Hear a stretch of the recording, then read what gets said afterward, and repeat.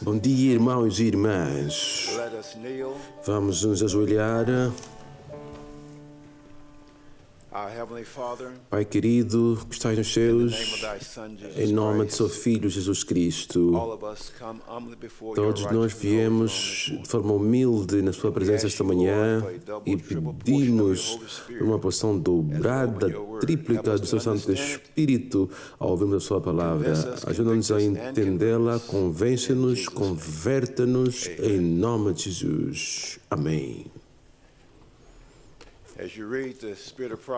Ao ler o Espírito de Profecia,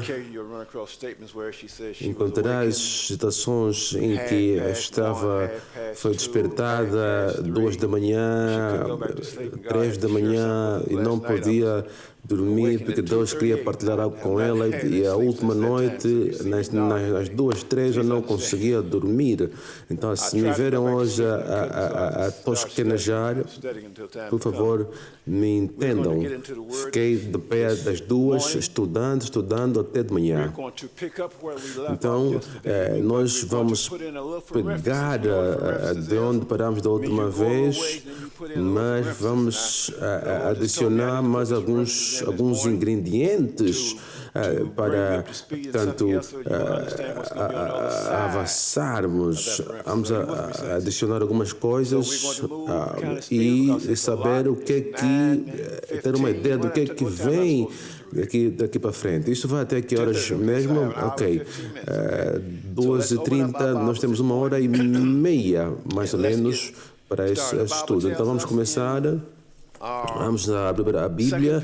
A Bíblia nos diz no livro de segunda de Pedro. Até aqui temos nos caminhando um pouquinho lento. Nós vamos agora caminhando um pouquinho mais rápido.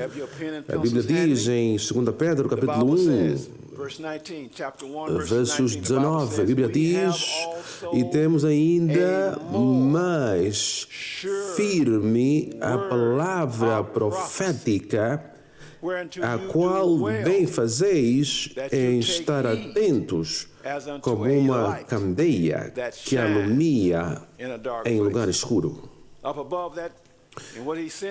O que ela está a dizer, que a Bíblia está a falar aqui é que nós estávamos lá na montanha, nós fomos testemunhas oculares do que acontecia lá, mas nós aqui em 2013 temos uma firme palavra profética, ou seja, o que Deus nos deu a partir da sua palavra é mais certo do que o testemunho de Pedro. A Bíblia fala que nós temos que ter estudantes diligentes da Bíblia e de profecia. Não podemos descansar até que nos tornamos inteligentes quanto ao assunto do santuário. Ela aqui diz que para entender a profecia temos que nos alinhar ao template do santuário.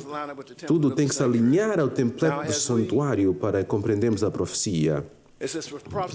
E diz que a profecia não veio por vontade humana, mas veio através de homens inspirados pelo Espírito Santo.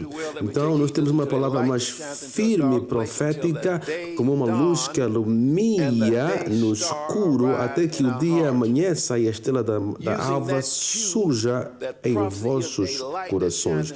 Usando esse fio lógico de que é como uma luz que alumia no escuro, vamos ao próximo texto, que é 1 Tessalonicenses, capítulo 4.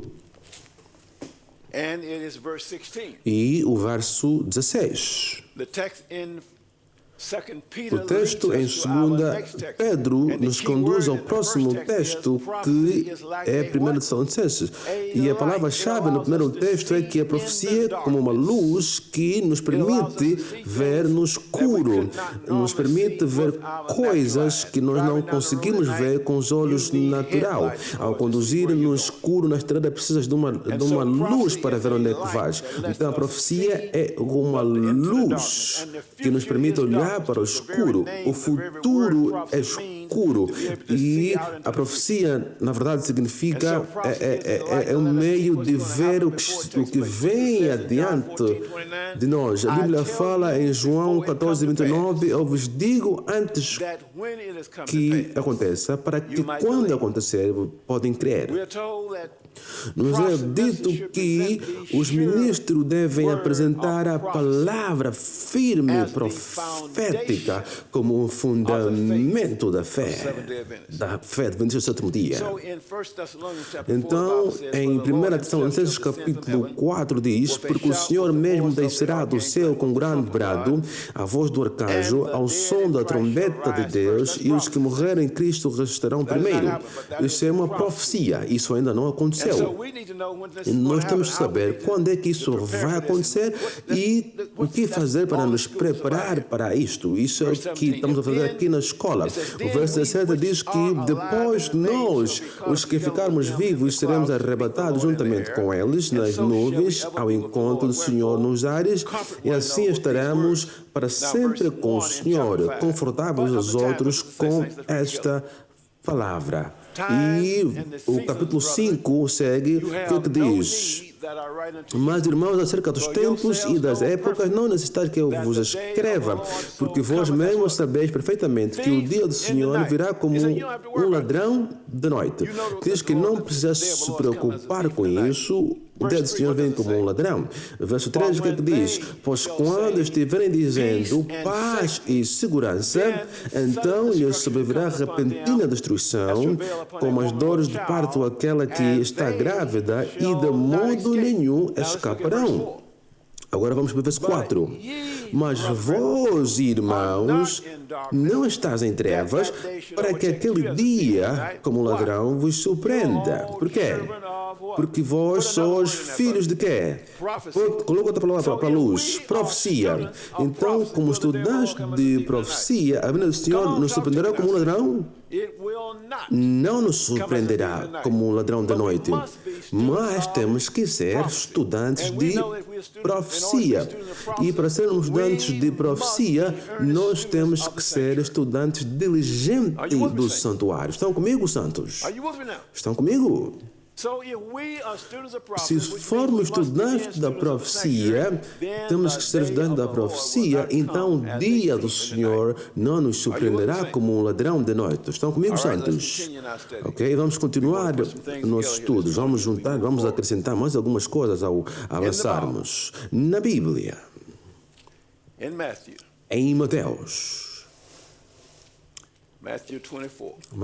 capítulo 24.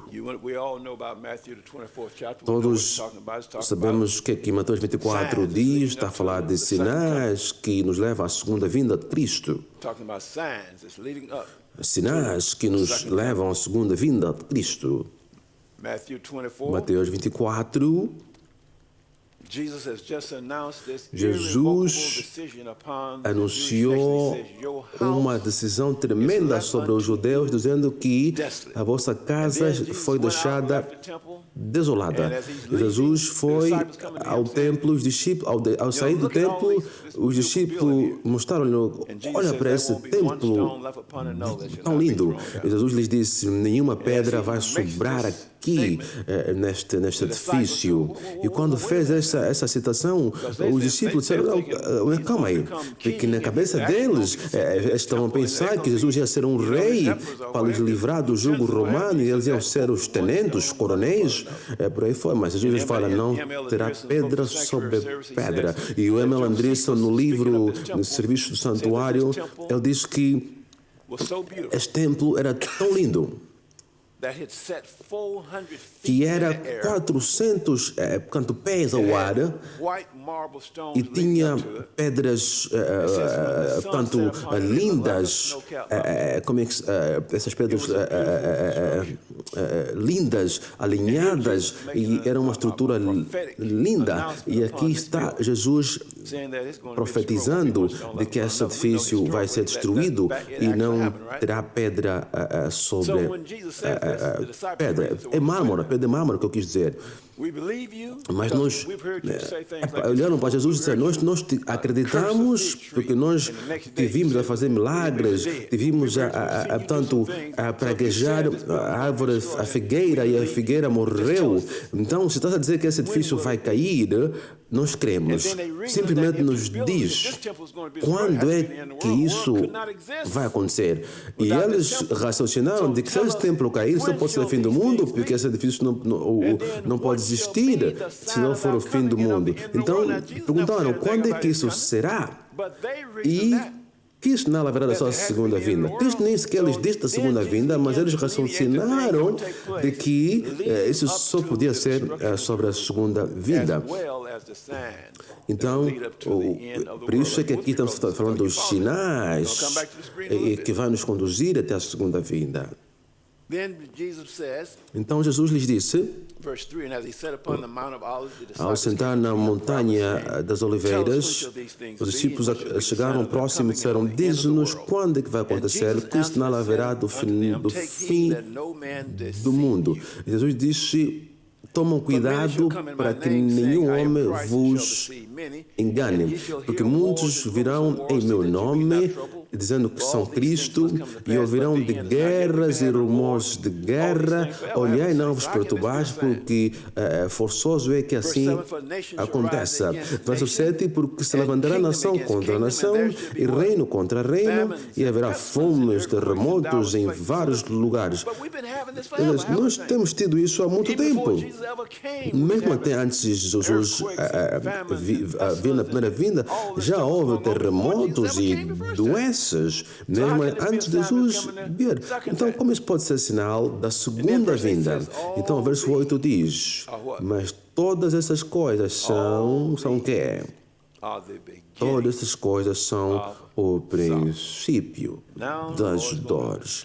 Agora o Senhor vai ser um pouquinho mais específico conosco. O verso 9 diz, então serás entregues à tortura e vos matarão e sereis odiados de todas as nações por causa do meu nome. Então, entre o verso 8 e o verso 9, alguma coisa acontece. E a maneira como a Bíblia está estruturada, temos que ir para um outro lugar para ver o que acontece entre o verso 8 e o verso 9, que causa para que o mundo nos odeie de todas as nações. É isso que diz aqui. Então sereis levados à tortura e vos matarão e sereis odiados de todas as nações. É isso que diz a santos. Então isso significa que todos irão te odiar. Nunca houve tempo igual. Aqui está um tempo que sereis odiado por todas as nações. Então, temos que descobrir o que acontece entre o verso 8 e o verso 9, que causa o mundo todo para nos odiar. Então, estamos apenas lançando bases para esta manhã. Notamos que somos carnal, certo? Já falamos sobre isso no último estudo. E a razão pela qual somos carnais é porque caímos no ponto de quê? Do apetite, é porque violamos a lei da saúde. Então, o homem carnal, Paulo diz que, porque bem sabemos que a lei é espiritual, mas eu sou carnal, vendido sob o pecado. Eu sou carnal, vendido sob o pecado. O que a mente carnal faz? Porque quanto à inclinação da carne é inimizade contra Deus, pois não é sujeita à lei de Deus, nem a verdade pode ser. Porque é inimizade contra Deus, nem sequer pode ser sujeita ou obedecer à lei de Deus. Vamos agora para o livro de Apocalipse, capítulo 14, versos 12. O que diz? No verso 12, Apocalipse 14. Aqui está aqueles que fazem o quê? Que guardam os mandamentos de Deus. E tem o quê? Não me digam isso, não me digam isso. Aqui está aqueles que guardam os mandamentos de Deus e quê? E a fé de Jesus. Aqui está aqueles que guardam os mandamentos de Deus e a fé de Jesus.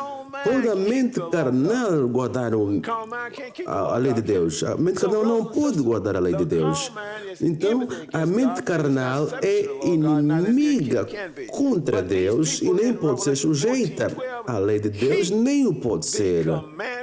Então, aqui temos um grupo que guarda os mandamentos de Deus, mas a mente carnal não pode guardar a lei de Deus. Continuando, aí diz que, pois o que faço, não entendo, porque o que quero, isso não pratico, mas o que aborreço, isso faço. Então, sabemos aqui nesta manhã do facto que nós temos que nos livrar da mente carnal, porque isso é que aconteceu quando o pecado entrou, a nossa mente se tornou carnal.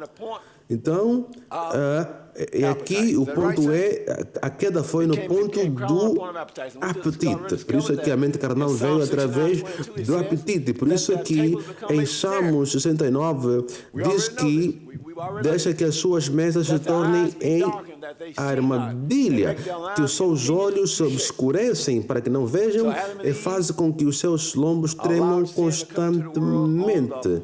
Então, Adão e Eva permitiram que o pecado viesse através do apetite. Olha o que a Bíblia fala, ou você fala. Como nossos primeiros pais perderam o Éden pelo apetite indulgente, nossa única esperança, pegam isso, santos, nossa única esperança de o reconquistar é por meio da firme negação do apetite e da paixão.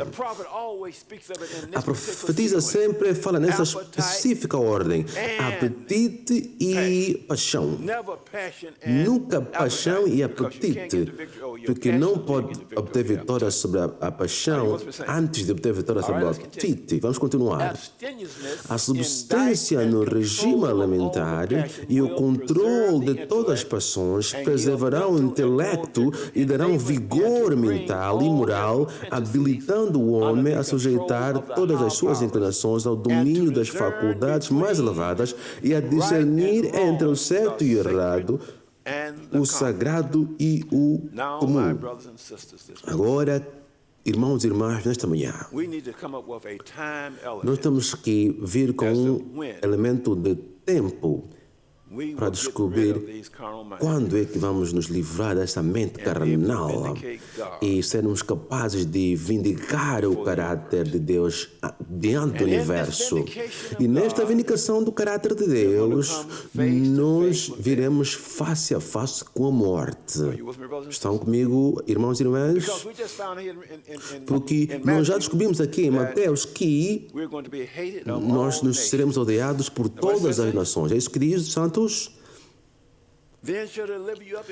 Então, serás levado à tortura e serás odiado por todas as nações. Então, temos que fazer nesta manhã, temos que descobrir o que é que acontece entre o verso 8 e o verso 9. E nós sabemos que o verso 9 diz: serás tortuoso e vão vos matar. Nunca isso aconteceu. Por acaso houve um tempo em que a Igreja Católica matou 50 a 100 milhões de pessoas, mas nunca houve um tempo em que fomos odiados por todas as nações. Então vamos agora para João, capítulo 16. São apenas referências que estamos adicionando para vermos o que vem adiante. João 16. João, versos 1, 2 e 3. Tenho-vos dito estas coisas para que não vos escandalizeis. Expulsar-vos-ão das sinagogas. O que é isso? Igrejas. É a Bíblia que está falando, certo, santos? Ainda mais vem a hora em que qualquer que vos matar julgará prestar um serviço a Deus. Então isso me diz que haverá um tempo que nos expulsarão das igrejas e um tempo em que vos matarão e pensarão que estão fazendo obra de Deus. Então quem vai matar? Cristãos, pelo menos cristãos. Então tem um tempo aqui, de acordo à profecia, que vão vos matar e pensar que estão fazendo a obra de Deus. Por que vão fazer isso? Olha para o verso 3 agora. Nos ajude, por favor. E isto vos farão porque não conhecerão ao Pai nem a mim. Então aqui temos um povo que professam ser cristãos que pensam que estão fazendo a palavra de Deus vos matando. É isso que está a dizer aqui? Então em Mateus nós descobrimos que haverá um tempo que vos matarão e esse tempo vem estão percebendo desastres naturais, doenças incuráveis, pestilências, calamidades, ou seja o que for. São comigo, santos? Então vos levarão em aflição e vos matarão. E João nos diz quem vai fazer essa matança, certo? Então nós temos que descobrir quando é que isso vai acontecer. Querem saber? Então vamos para Apocalipse agora.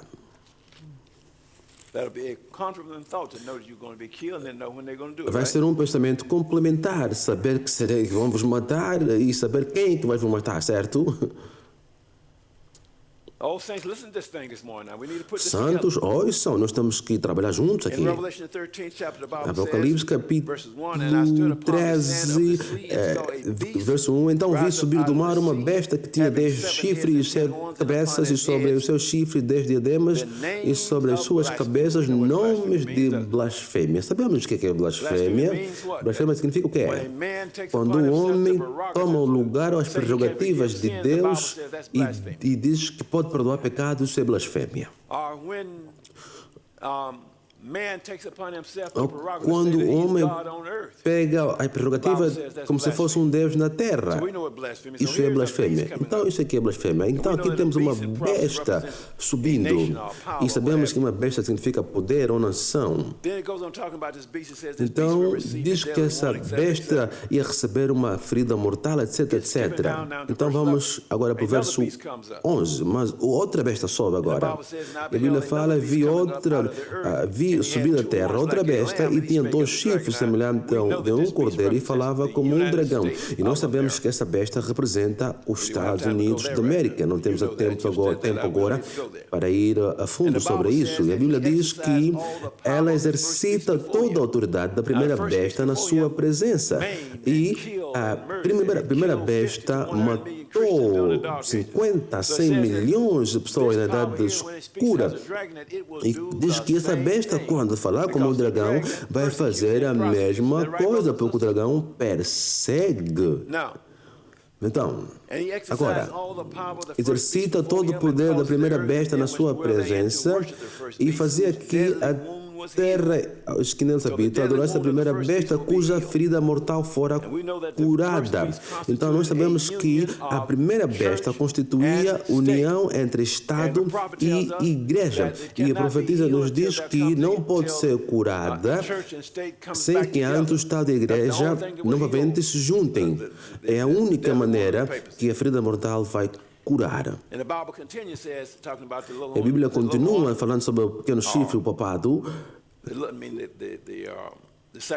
A segunda besta, a segunda besta diz que opera grandes sinais de maneira que fazia a terra deixar do fogo o céu e a terra à vista dos homens, por meio dos sinais que lhe foi permitido fazer na presença da besta, enganava os que habitam sobre a terra. E verso 15 agora, tinha o poder de fazer o quê? Foi-lhe concedido também dar fôlego à imagem da besta. Agora, a imagem da besta deve ser uma réplica da primeira besta. E escrevam aí, ao lado deste texto, o grande conflito, página 445. Então, Deus fez o homem à semelhança da sua imagem. Quando o Senhor fez a imagem tinha vida? Não tinha. Tinha coração? Tinha olho? Tinha tudo. Mas nada estava funcionando, certo? Quando ele começou a funcionar? Quando soprou o fôlego de vida, então tudo começou a funcionar, os olhos se abriram, o coração começou a bater. Então, isso nos diz que essa imagem terá que ser formada antes que a América lhe dê a vida. Estão comigo, irmãos e irmãs? Nos é dito que a imagem da besta, ela diz que quando as igrejas principais, as igrejas dos Estados Unidos, se juntarem em pontos de doutrina que lhes sejam comuns, enforçarão o governo a decretar quanto decretos.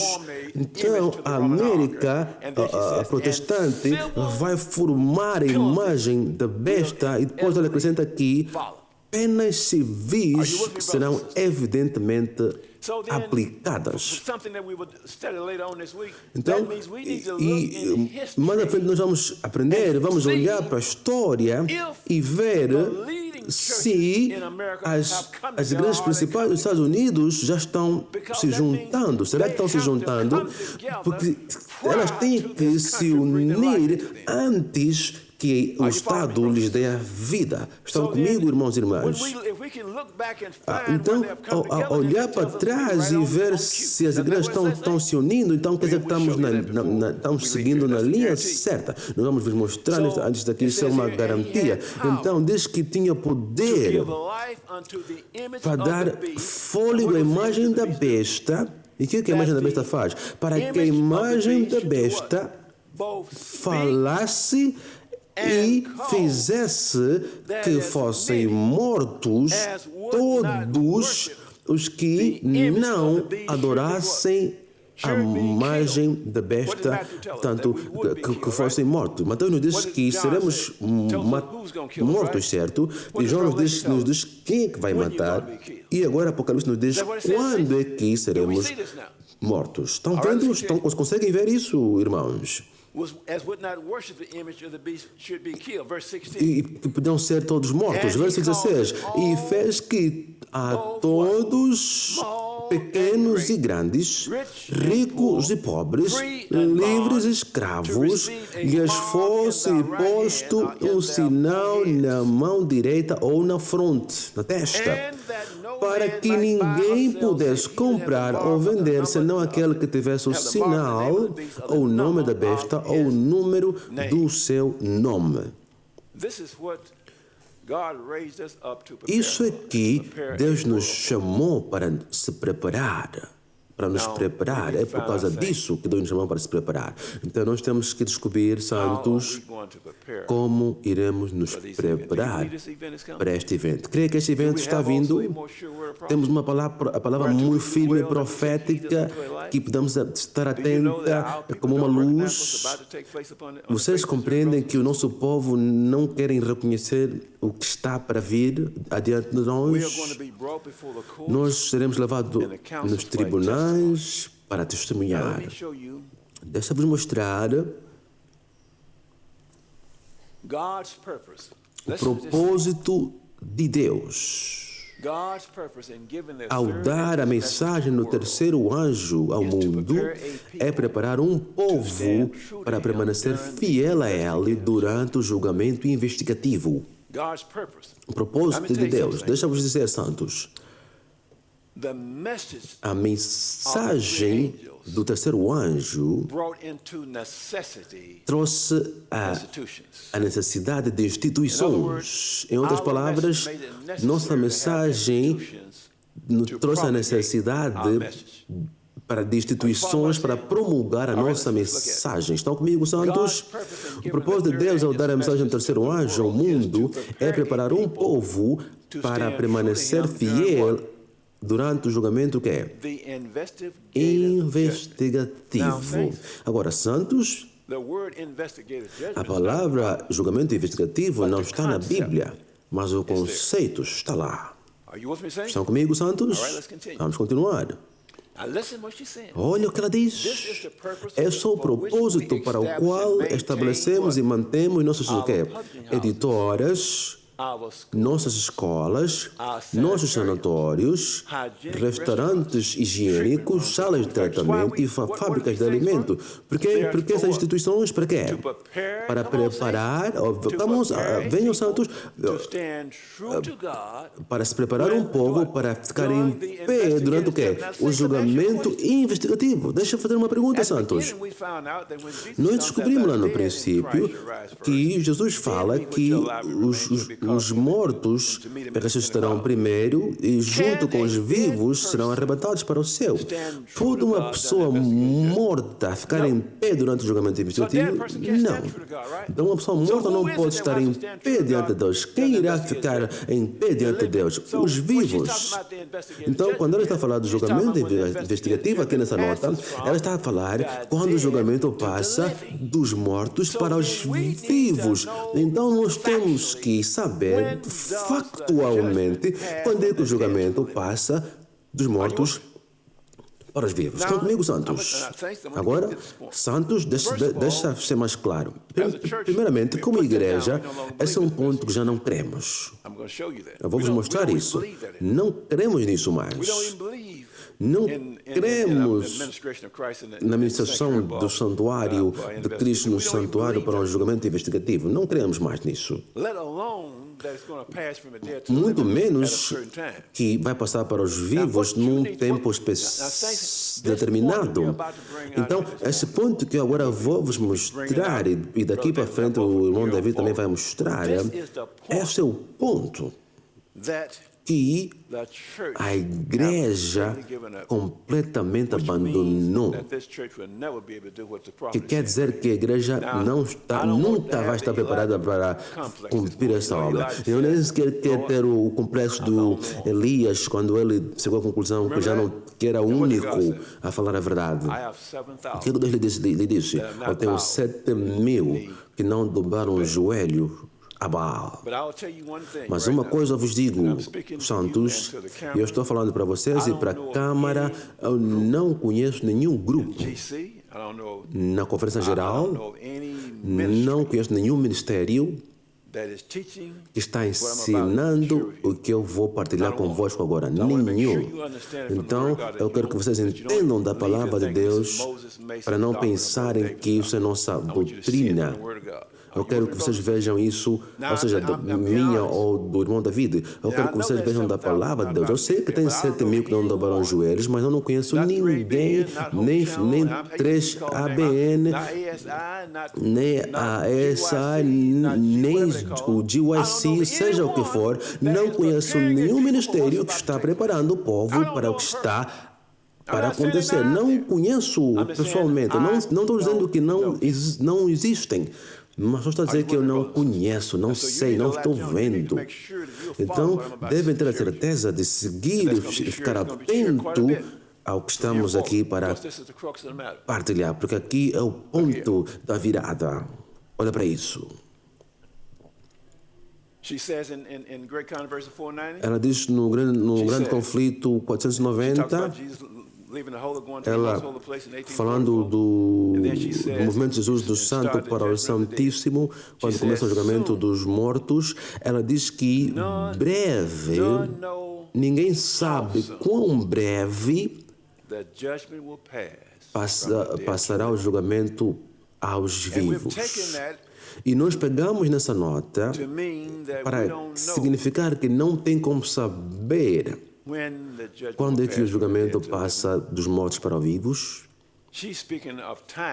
Ela está falando aqui de um tempo. O tempo nós não sabemos, mas sabemos o evento, porque ela diz que o evento é plenamente nos dado quando o julgamento vai passar. Mas não nos pode dizer o tempo exato que isto vai acontecer. Entenda a diferença entre tempo e evento. ela está a nos dizer aqui, presente data e evento, ela vai nos mostrar aqui um evento que vai nos mostrar quando é que o julgamento passa dos mortos para os vivos. Não sabemos, em termos de data, quando é que isso vai acontecer. Não posso dizer que vai acontecer às 12. Estão comigo, santos? Mas temos uma palavra, a palavra da profética firme, que temos sinais que nos mostram. Jesus falou, quando virem estes sinais, olhar para cima, porque a vossa redenção está próxima. Nós lemos que nós somos filhos da luz e os eventos não nos surpreenderão como um ladrão. Então, pegam isso, por favor. Pai querido, por favor, nos ajude. Isso é um assunto muito sério, muito crítico. Em nome de Jesus, amém. Então, quando o julgamento passa dos mortos para os vivos, santos, nós temos que estar em posição. E o que Deus nos deu o quê? Nos deu sanatórios, restaurantes higiênicos, editoras, para preparar um povo para ficar em pé, para estar em posição, para enfrentar este evento quando acontecer. E ele acrescenta mais um ponto, olha para isso. Nossos sanatórios foram estabelecidos com o propósito de preparar um povo para a segunda vinda do nosso Senhor Jesus e Salvador. Temos alguns sanatórios hoje em dia. Irmão, pode um hospital te preparar? Não. Um hospital não te pode preparar para o que está vindo. Então nós temos que saber o que está dentro do santuário, o que no santuário pode nos ajudar a preparar um povo. Estão seguindo, irmãos? Então, se tem alguma coisa no santuário, santos, se há alguma coisa lá dentro do sanatório, aliás, sanatório, a propósito, o nosso último sanatório nos foi retirado em 1908. Em 1905, a profecia diz que o sanatório seria retirado e Deus a indicou para estabelecer um outro sanatório fora da Califórnia, mas em 1909 Satanás conseguiu nos arrancar aquele sanatório. Isso é história. Tem alguma coisa intrinsecamente no sanatório que vai nos ajudar. Isso é crítico. Eu vou dizer agora que vossas casas terão que se transformar em sanatórios se entenderem a mensagem. Todas vossas casas devem se tornar em sanatório. Olha o que a profetisa fala. O assunto do santuário e do juízo investigativo deve ser o quê? Claramente compreendido. Eu vou vos mostrar, irmãos e irmãs, desde 1844, 15 a 20 anos, sempre veio alguém contra a mensagem do santuário na nossa igreja. O assunto do santuário e do juízo investigativo deve ser claramente compreendido pelo povo de Deus. Todos necessitam para si mesmos de conhecimento sobre a posição e obra de seu grande sumo sacerdote. E a única forma de saber da posição do nosso sumo sacerdote é saber de alguma coisa que está a acontecer aqui na terra. É a única forma de saber o que está acontecendo lá em cima. Aliás, se lhes é impossível exercerem a fé que é essencial neste tempo ou ocupar a posição que Deus lhes deseja confiar. Cada indivíduo tem uma alma a salvar ou perder. Esta informação no julgamento investigativo é crítica para a nossa salvação. Creem nisso, irmãos e irmãs? É crítico. E Satanás sabe que isso é crítico e não quer que vocês se preparam para isto. Olha, irmãos, cada qual tem um caso pendente no tribunal de Deus. Cada um há de confrontar face a face o grande juiz Quão importante é, pois, todos contemplarem muitas vezes a cena solene em que o juízo se assentará e os livros se abrirão, em que, juntamente com Daniel, cada pessoa deve estar na sua sorte no fim dos dias. Vamos para Mateus 25. Conhecem bem a história de Mateus 25. Ellen White, ou seja, a Bíblia nos diz que o reino dos céus será semelhante a quantas virgens? 10 virgens. 5 eram como prudentes e 5 nécias. Todas saíram para se encontrar com o noivo. E o noivo atrasou. E o que eles fizeram? Elas dormiram. 5 dormiram, todas 10 dormiram. Todas 10 dormiram. E as 10 virgens representam o que, irmãos? Representam a igreja de Deus. Ou seja, representam um povo que professa uma religião pura. Mas todas dormiram. Qual é a diferença das 5 e outras 5? 5 tinham azeite nas suas lâmpadas. E o que é que o azeite representa? O Espírito Santo. O Espírito Santo representa o quê? Representa o quê? Caráter. Representa caráter. Eu tenho aqui neste livro essa citação. O Espírito Santo representa caráter. Agora, quando elas dormiram, o que aconteceu? As lâmpadas fizeram o quê? Se apagaram. Então, todas 10 dormiram, mas 5... Entre as 5 delas, as lâmpadas se apagaram. Mas para outras 5, as lâmpadas ainda estavam acesas, por mais que estejam dormindo. E Ellen White nos fala que durante a noite as lâmpadas ainda acendiam, apontando o povo para Cristo. Ainda manifestavam o caráter de Deus. Estão me ouvindo, queridos irmãos? Olha para isso, irmãos. Ela nos diz que estas virgens estão vigiando na noite da história deste mundo. Não estão vigiando de manhã, não de tarde. As 5 virgens prudentes estão vigiando na noite da história dessa terra. Olha, queridos irmãos, a Bíblia nos fala de que todas dormiram, mas à meia-noite ouviu-se uma voz que diz: aí vem o noivo, vamos nos encontrar com ele.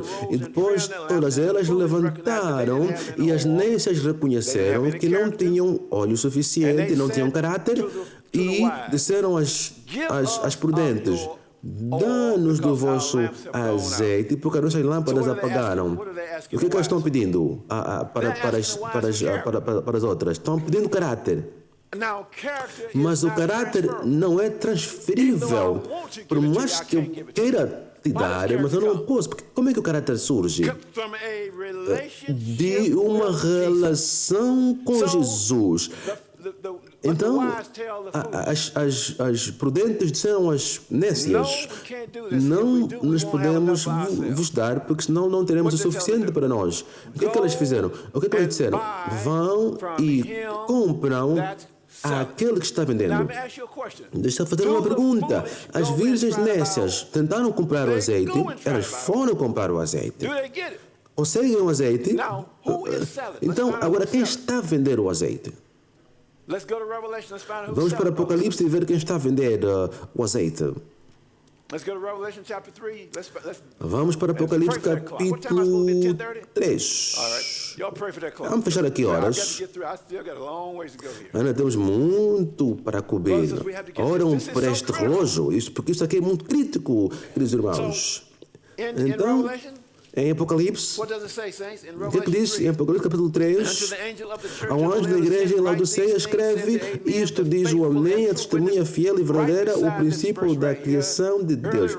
Ponham aí primeiro escrito 2:69 e 2:72.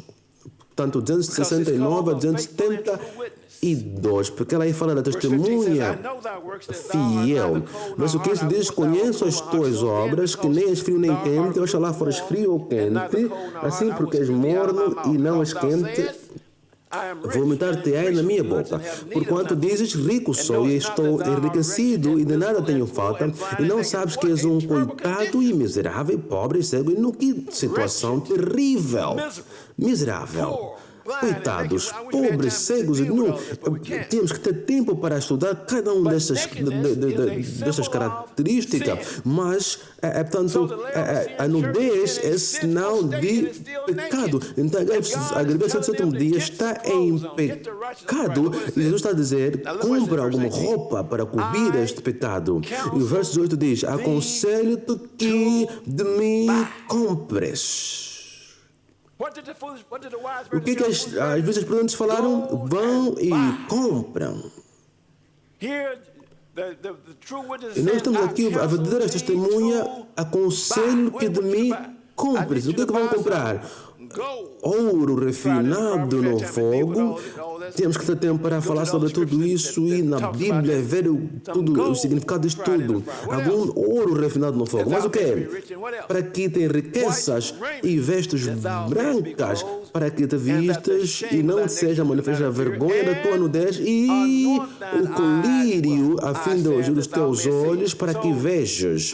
Então, a testemunha verdadeira em Apocalipse está vendendo caráter. Ela está vendendo relação. Ele está dizendo: venham comprar. Compra enquanto pode. Está vendendo agora. E adiciona aí testemunho, volume 9, página 79. Porque ela diz que haverá um tempo que não mais poderemos comprar. Prestem atenção, irmãos, porque a igreja toda não entende isso. Deixa-vos dizer alguma coisa, santos. O ancião Ted Wilson não entende isto. E eu falo isso com todo o amor que eu posso. Ele não entende isso. Santos. Testemunho, volume 9, página 79. Nesta volume 9, página 79, a profecia diz: haverá um tempo em que Deus não mais vai vender aos adventistas do sétimo dia. Ele está vendendo para nós agora. Ele está dizendo: venham. Essa escola foi desenhada para nós comprar. Enquanto ainda podemos comprar. E ainda mais, nem sequer precisamos de dinheiro para comprar. Para fazer isso. Ele diz: comprem. E nós nos recusamos tanto para comprar. Olha para isso. Ela diz que, na página 79 do volume 9, Testemunhos, enquanto a porta se fecha para aqueles que o Senhor queria vender, estou parafraseando um pouquinho, mas a porta ainda estava aberta para aqueles que não tiveram oportunidade de comprar. Quem não teve oportunidade de comprar? Há outras ovelhas que não estão neste aprisco. Não ainda tiveram oportunidade para comprar. Venham mais alguma coisa aí, algumas citações, algumas páginas. Ponham o volume 6, página página 771 e a página 371 vão descobrir que Deus não permite que agora muitos entrem para essa igreja, e Ele sabe que são o seu povo, mas não permite que entrem agora. Não rejeitaram essa verdade, e o propósito é para nós nos preparar e ir alcançar essas pessoas. Então, as visas nécias, olha o que diz aqui, numa crise é que o caráter é revelado. Quando a voz ardorosa proclamou à meia-noite, aí veio o esposo sair ao encontro, e as virgens adormecidas ergueram-se de sua sonolência. Foi visto quem fizera a preparação para o evento. Ambos os grupos foram tomados de surpresa. Pensam nisso agora, santos. Quem que as 10 virgens representam? Toda a igreja.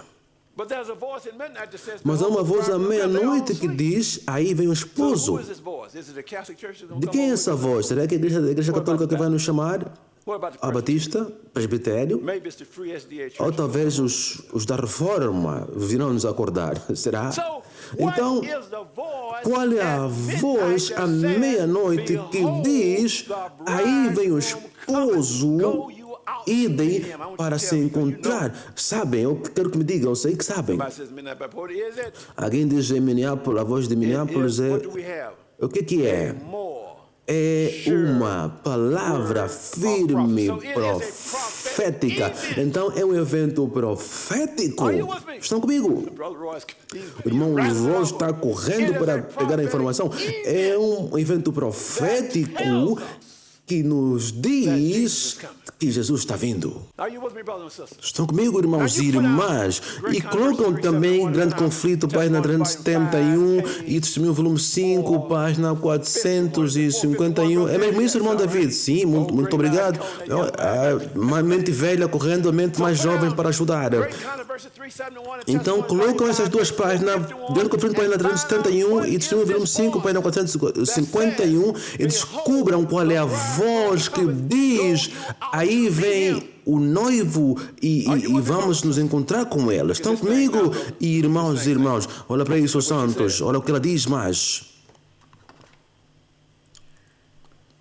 O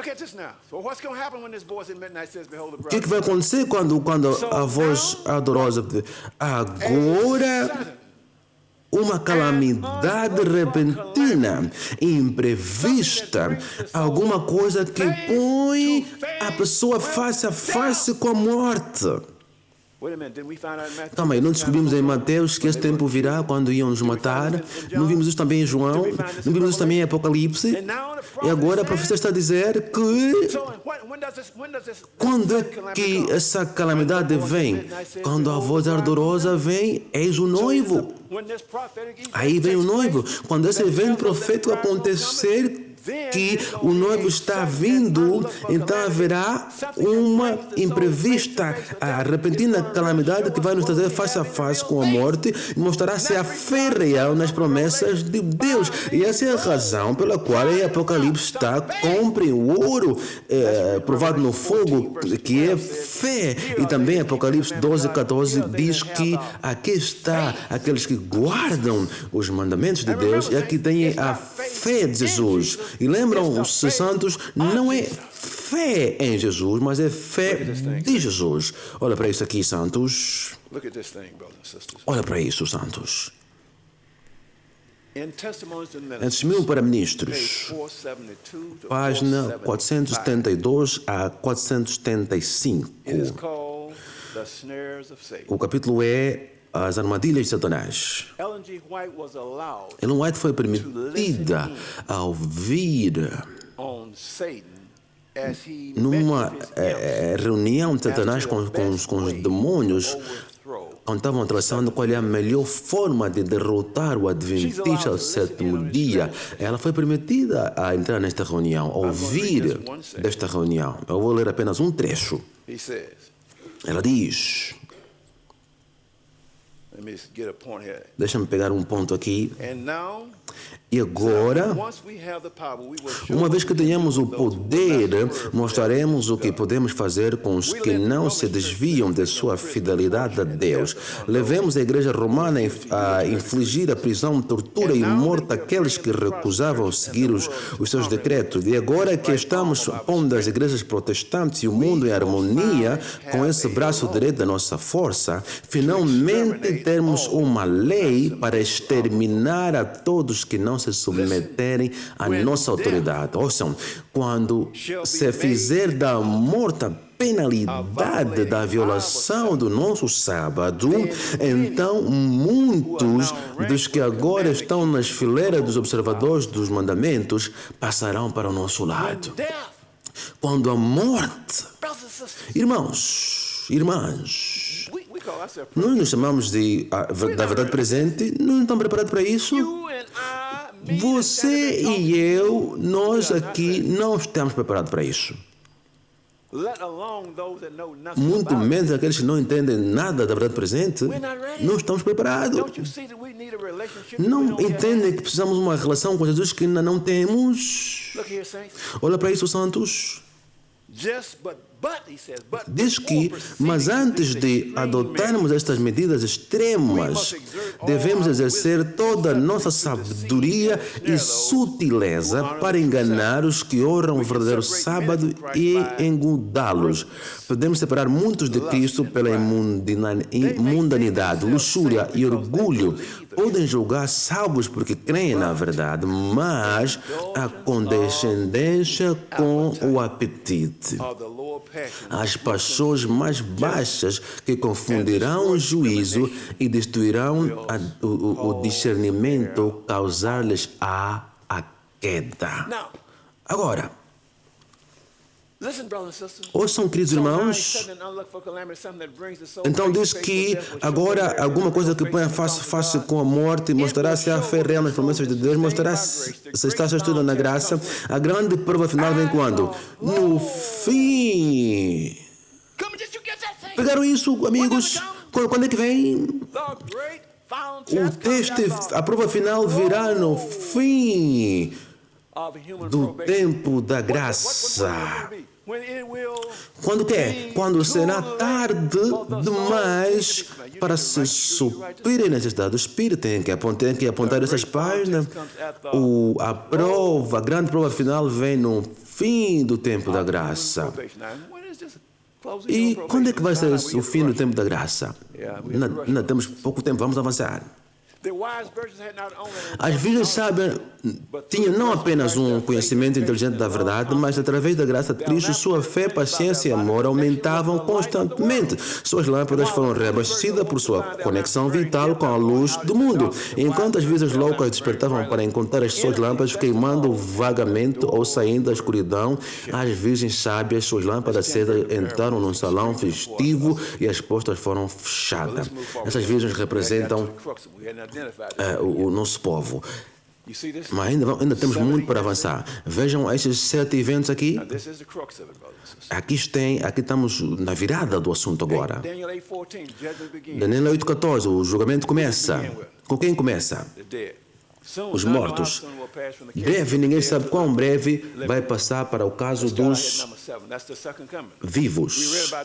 E número 7 é a segunda vinda de Cristo. Nós vimos em 1 Tessalonicenses capítulo 2, o Senhor vai descer com a voz de arcanjo e os mortos em Cristo ressuscitarão primeiro. Qual é o evento que vem antes da segunda vinda de Cristo? Qual é o evento, no caso? Nós vamos começar de trás para frente, antes da segunda vinda de Cristo. O que é que vem? O que é que vem? Então, antes da segunda vinda, as 7 últimas pragas devem cair. Claro que há outros eventos, mas estamos aqui a falar de eventos muito grandes. Antes das 7 últimas pragas, o que é que tem que acontecer? Ok? Enquanto Jesus oficiava no santuário, era impossível serem derramadas pragas, mas terminando ali a sua obra e encerrando-se a sua intercessão, nada havia para deter a ira de Deus, e ela irrompeu com fúria sobre a cabeça do desembriagado e o pecador culpado, que desenhou a salvação e odiou a correção. Naquele tempo terrível, depois de finalizada a mediação de Jesus, os santos passaram a viver à vista de um Deus santo, sem intercessor. Cada casa estava decidido, cada joia contada. Jesus demorou um momento no comportamento exterior do santuário celestial e os pecados que tinham sido confessados enquanto ele esteve no lugar santíssimo foram colocados sobre Satanás e o originador do pecado que teve sofrer o castigo deles. Pegaram aqui o fio lógico, santos, antes das as 7 últimas pragas, antes que a porta da graça se feche. Primeiro vem o fechamento da porta da graça. Depois cai as 7 últimas pragas. Então, o que acontece antes do fechamento da porta da graça? Meu irmão aqui diz o alto clamor. O que é o alto clamor? E a igreja ficou silência. É tempo de saber isso. Estamos na escola, então é normal que não sabemos, mas depois disso temos que saber. Sim? Caráter de Deus. Mas o que é o autoclamor? Eu sei que muitos de vocês sabem. É a mensagem para sair da Babilônia. Onde é que encontramos isso?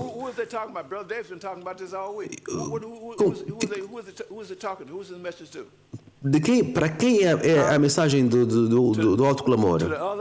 Para outras ovelhas. Nós temos que saber isso. Nós estamos na escola e nós vamos ensinar isso. Temos que saber, porque vocês têm que ensinar isso. Vamos adicionar alguns textos. Apocalipse 18, de 1 a 4. Primeiros escritos 279 a 280. Tem um capítulo no primeiro escrito com o tema o autoclamor. Então, o autoclamor é a mensagem para trazer outras ovelhas fora de Babilônia, as igrejas caídas. Então, o que acontece antes do autoclamor? O que acontece antes do autoclamor? Alguém deve receber a chuva seródia. Diz que a reforma de saúde foi me mostrada, é parte da terceira mensagem angélica e está com ela tão intimamente relacionada como está o braço e a mão com o corpo humano. Vi que nós, como um povo, precisamos fazer um movimento de progresso nesta grande obra. Pastores e povo precisam agir em harmonia. O povo de Deus não está preparado para o autoclamor da terceira mensagem angélica. Vamos avançar. O tempo está correndo. Então, temos de receber a chuva seródia antes de dar o autoclamor. Está claro? Então, o que é que temos que receber, ou seja, para receber a chuva seródia? Alguém falou. Entendeu? Todo mundo concorda?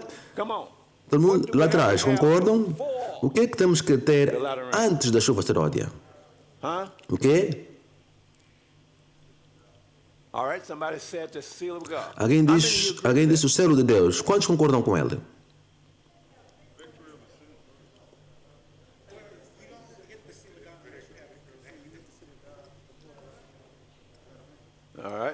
Ok. Para ter a chuva seródia, o que temos que ter? Temos que ter o selo de Deus. Ponham também volume 5, página 214 e 215. Deixa eu ver se eu coloquei aqui. Não, essa é outra nota que eu coloquei aqui. Vamos avançar, passar isso, porque o meu tempo está indo. O selo de Deus. Antes de receber a chuva seródia, deves ter o selo de Deus. Olha o que ela diz aqui. Nenhum de nós jamais receberá o selo de Deus enquanto o caráter tiver uma nódoa ou mácula sequer. O que as 10 virgens tinham? Ou seja, as prudentes tinham? Azeite, que significa o quê? Caráter. Então, nenhum de nós jamais receberá o selo de Deus enquanto o caráter tiver uma nódoa ou mácula sequer. Cumpre-nos remediar os defeitos de caráter, purificar de toda a contaminação o templo da alma. Então a chuva seródia cairá sobre nós, como caiu a temporada sobre os discípulos no dia de Pentecoste. Então não podem dar a chuva seródia, não podem fazer parte disso sem que recebam o selo de Deus. E para receber o selo de Deus não deve ter uma nódoa ou mácula sequer no seu caráter. Estão comigo, santos? Então isso significa o quê? Que temos que ter vitória sobre o pecado antes de receber a chuva seródia. Estão vendo isso, queridos irmãos? Calma aí, essa é a doutrina do Moses Mason. Estão vendo isso da palavra de Deus? Santos, a igreja nem sequer vê isso. Eu não quero saber quem você menciona. Posso mencionar alguns dos vossos evangelistas famosos? Seja lá o que for, ministros por aí, ninguém vai concordar com isso. Mas está aqui. Nenhum. Posso nomear um por um. Isso porque está sendo gravado. Não quero entrar em problema, então não vou mencionar nomes aqui, mas não concordam com isso. E a profetisa diz que o destino de toda a igreja depende deste testemunho aqui agora. Testemunho direito. Irmãos, esse é o testemunho direito que causa sacudidura. Olha para isso, santos. Nós dizemos que queremos no espírito de profecia, mas olha para isso. Olha. O que deve acontecer antes de receber o selo de Deus? O que é que vai nos classificar para receber o selo de Deus? Temos que fazer alguma coisa. Temos que ter vitória sobre o pecado. Como é que Deus sabe que temos vitória ou não? O teste. Nós temos que passar num teste. Antes de Deus colocar um selo em você, deves passar num teste. Ouçam, carros não deixam as fábricas sem antes passar num teste.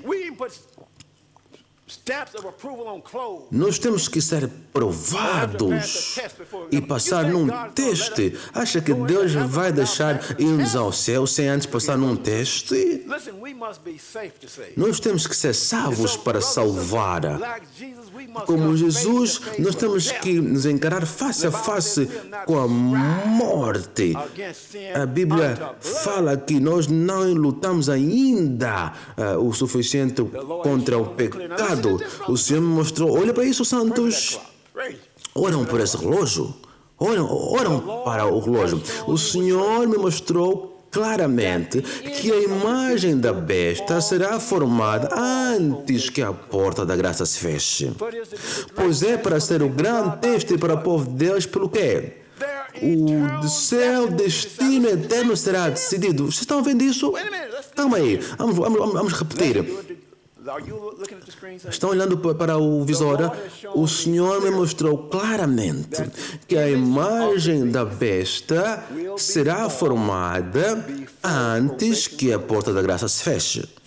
Pois é para ser o grande teste para o povo de Deus, pelo qual seu destino eterno será decidido. E ela coloca aqui, Apocalipse, capítulo 13, verso 11 a 17. Só viram o irmão David a falar quando a profetisa põe uma referência bíblica, quer dizer que é isso que ela mesmo quis. Então não vimos já Apocalipse 13, de 11 a 17. Olha o que ela diz, mas este é o teste que o povo de Deus deve ter antes de serem selados. Todos conseguem ver isso? Todos que demonstrarem sua lealdade a Deus, observando sua lei e recusando-se a aceitar o sábado espúrio, estarão sob a bandeira do Senhor, Deus Jeová, e receberão o selo de Deus vivo. Aqueles que abandonam, vamos ler juntos, aqueles que abandonam a verdade da origem celestial e aceitam o sábado dominical, receberão a marca da besta. Santos, pode ser mais claro que o decreto dominical é o assunto que vai determinar se vamos receber a marca da besta ou a marca de Deus. Pode ser mais claro que para receber o selo de Deus temos que passar num teste, não podemos ter nenhuma nódoa no caráter sequer. Conseguem ver, santos? Então, santos, o povo de Deus está à espera do decreto dominical para se preparar. O povo de Deus está à espera do decreto dominical para ir para os campos. O povo de Deus está à espera de um mandato da Conferência Geral para dizer, agora já podem sair da cidade. Estão ouvindo, santos? Esta é a razão porque Deus diz que não posso usá-los. Não porque não quero usá-los, mas porque não se mantiveram de passo a passo com a verdade. Conseguem entender a obrigação que está em nós como povo? Olham para isso, irmãos. Vou repetir tudo isso de novo, de um outro quadro, para compreenderem claramente. Não tem Deus uma igreja viva? Acabam comigo. Ele tem uma igreja Mas não é uma igreja triunfante, mas é uma igreja militante. A igreja militante representa o quê? O joio. Quem trouxe os joios na igreja? Satanás. E como é que Satanás fez isso? Os homens estavam dormindo. Os homens estavam dormindo. Então, como resultado, temos uma igreja cheia de trigo e joio. Então, de 144 até o decreto dominical, teremos trigo e joio juntos. E aí chamamos de quê? Igreja militante. Ok? Vamos avançar. O joio representa uma classe que é o fruto e encarnação do erro de princípios falsos.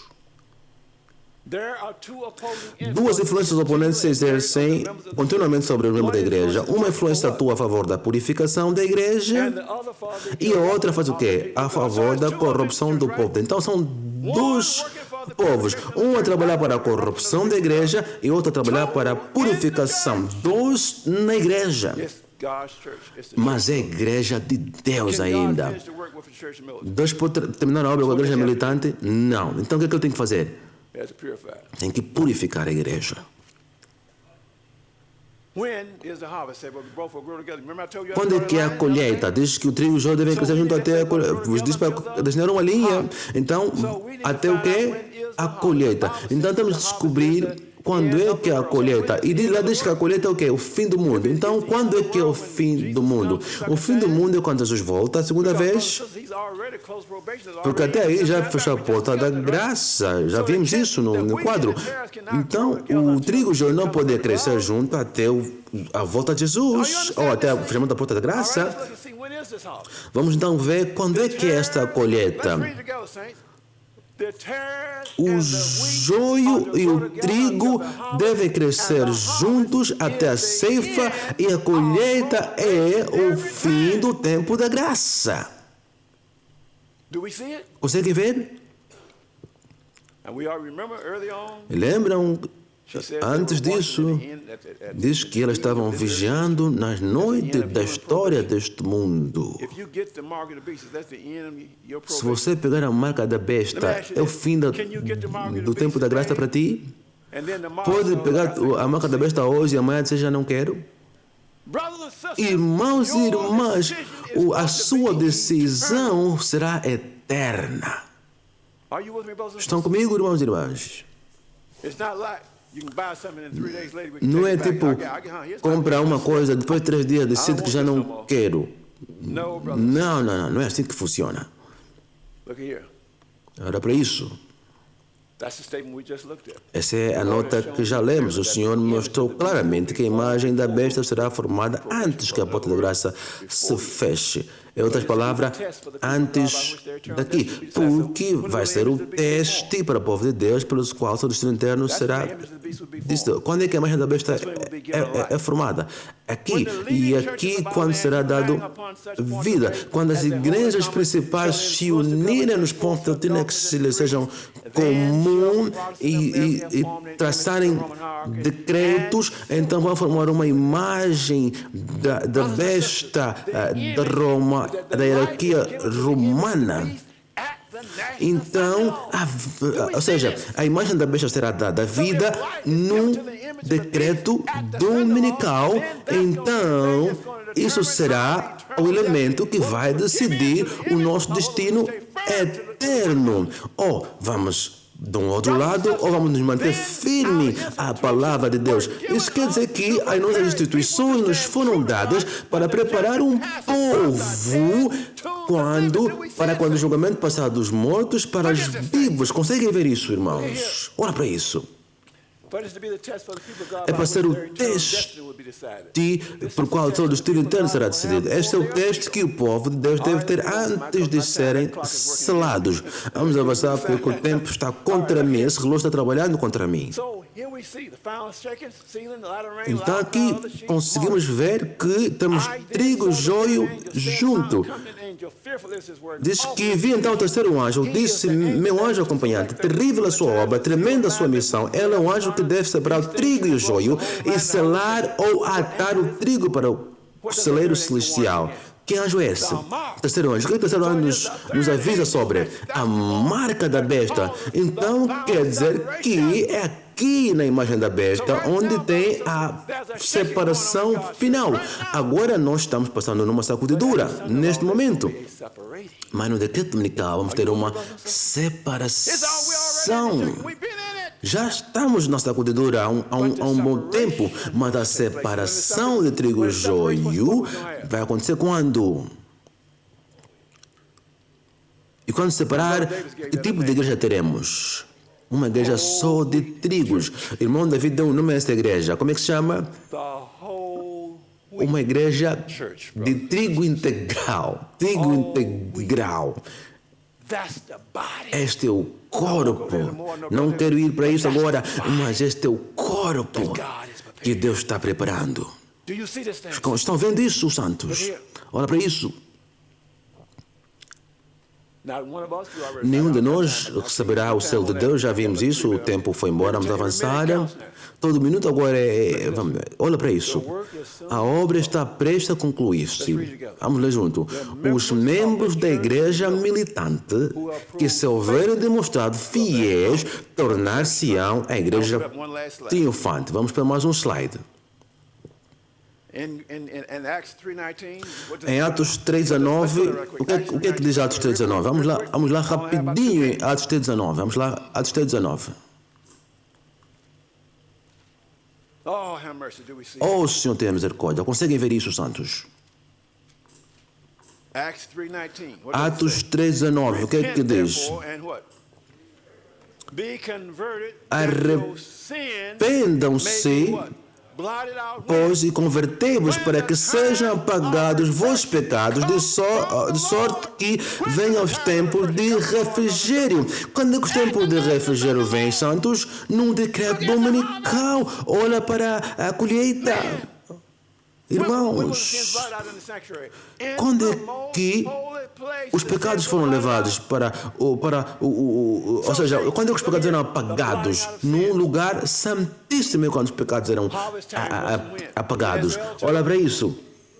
O tempo de colheita sai do decreto dominical, ou seja, até o fechamento da porta da graça. Então, começa conosco no tempo da colheita, vem a marca da besta, depois vem o selamento, porque se nós somos selados, vamos dar a mensagem e outros abraçam, e temos a chuva seródia do decreto dominical ao fechamento da porta da graça, o alto clamor do decreto dominical até o fechamento da porta da graça. Outras ovelhas também entram do decreto dominical até o fechamento. Deixa eu fazer uma pergunta. Outras ovelhas vêm na igreja ou na mensagem? Vem na mensagem e não na igreja. Temos muita coisa para cobrir, mas vamos terminar aqui. Vamos orar.